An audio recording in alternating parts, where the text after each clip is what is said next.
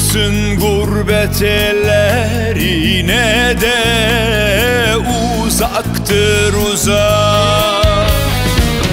Kalleşçe vurdular seni kardeş, tuzaktır tuzak, bu bir tuzak.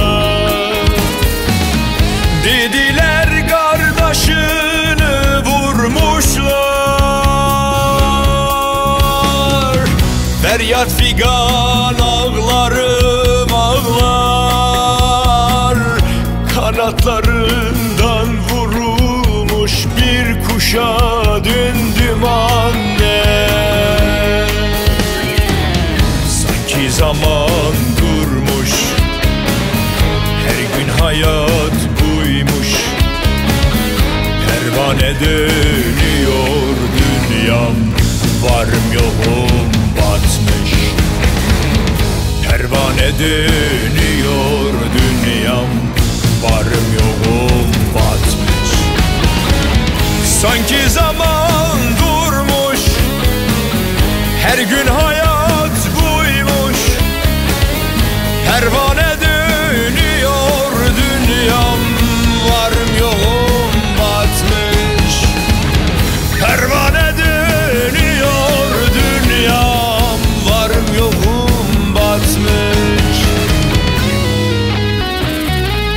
Yıkılsın yaban elleri, kar olsun gurbet gurbet.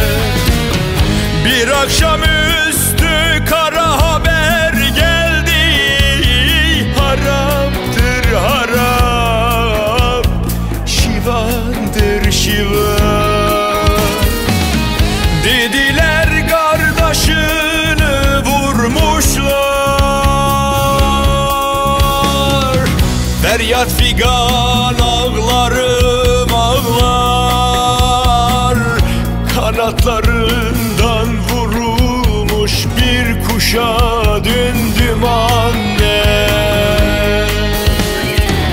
Sanki zaman durmuş, her gün hayat buymuş. Pervane dönüyor dünyam, varım yoğum batmış. Pervane dönüyor dünyam, varım yoğum batmış. Sanki zaman